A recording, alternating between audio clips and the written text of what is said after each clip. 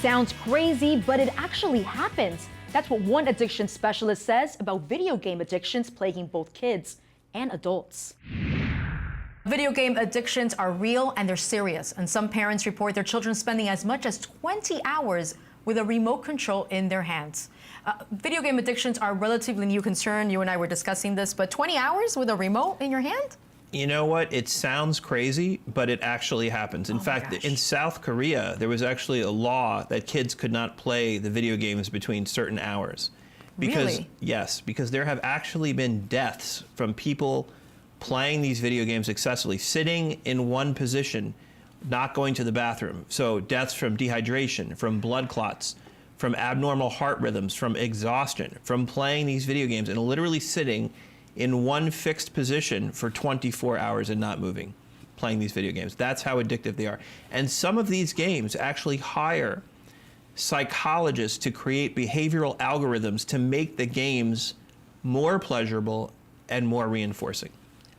I am mind blown right now. Wow. Now, this has come a long way since the days of like Super Mario and Duck Hunt. Donkey Kong. Donkey Kong, right. Exactly. Now, there's recently been a lot of news about video game addictions and what are the effects when we see this. So what are you seeing, Dr. Popper? I know this is relatively new, but I know you have experience with it. I'm seeing specifically a game called Fortnite. Oh, Fortnite. This is a game that, and I've seen parents coming to my office saying my kids are playing Fortnite 6, 7 hours a day on the weekends. And sometimes, you know, they're rushing home to get home from school so they can play Fortnite. Adults in their 30s playing Fortnite at work, not filling their job responsibilities. So this game has become something that's really affecting the everyday functioning of people's lives. And you and I were discussing that I had read an article that it was to blame for 200 divorces in a town in the UK because the spouses they didn't want to deal with it anymore. They wouldn't deal anymore. I completely agree. It's no different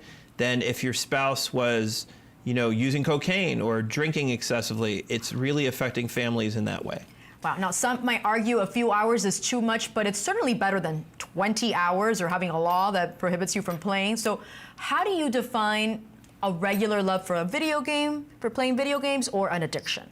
So video games are different than cocaine in the sense that it's not hard to restrict someone's access to cocaine, but it's hard to restrict someone's access to computers because computers are so ubiquitous in society. Right. They're a part of everything we do. They're part of our work. They're part of our play. So you literally have to detox people off these video games and limit their use to the point where some people can't play them at all because, you know, if you give them an inch, they take a foot. So a lot of times they have to digitally unplug, and sometimes they go to wilderness programs and they, you know, walk around in the woods and receive therapy because they have to literally digitally unplug from society to detox themselves from these games. It's probably not helpful either that while you're on these video games, you're also on like a headset talking to other people who are in that same realm of addiction, of video game addiction as well. Right, and so a lot of people who have impaired social skills to begin with and who are not comfortable with people or avoidant will retreat into this video game world where other people are playing and they actually form these interpersonal bonds over cyberspace.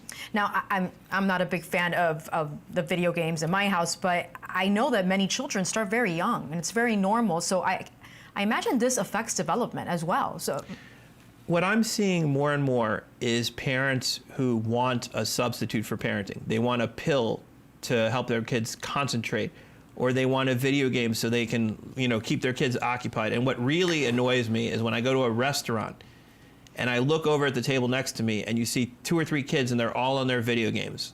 They're not looking at at each other or what's right in front of them. And the parents are talking to each other and the kids are oblivious and they're playing their video games. And I think that is the problem. These video games have become, in a sense, our electronic babysitters. Right, it is electronic babysitting. And, you know, there are a lot of people who have children who have legitimate attentional problems and they need medication. But you can't use these things as a substitute for parenting. Right. Parents need to step up to the plate and be parents. Isn't that what the Disney Junior channel's for? I'm asking for a friend, asking for a friend. Not for you. Not for me. Okay, so what are the long-term effects of addiction in children?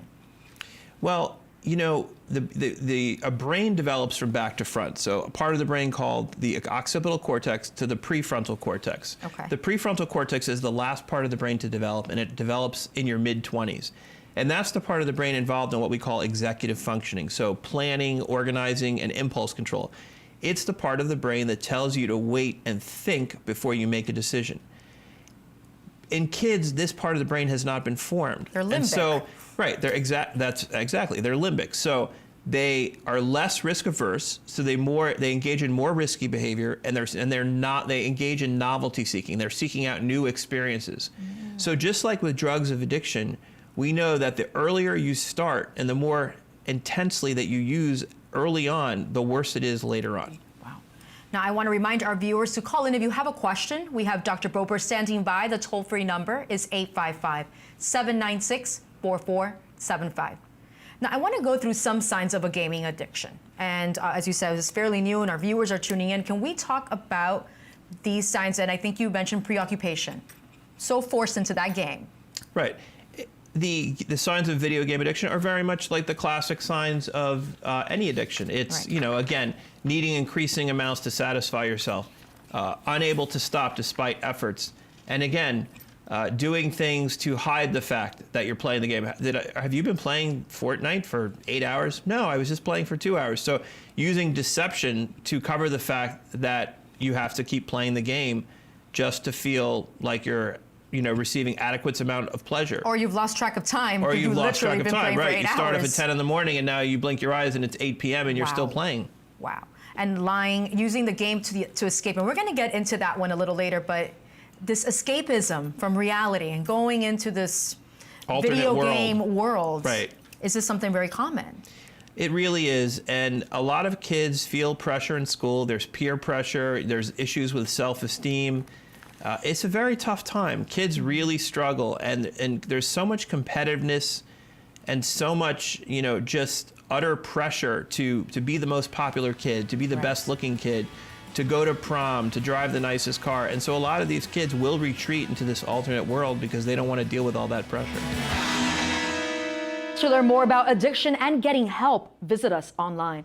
And remember, if you have a question, please reach out. You can send us an email by visiting our website, allhelptv.com, or pick up that phone and give us a ring, 855-796-4475.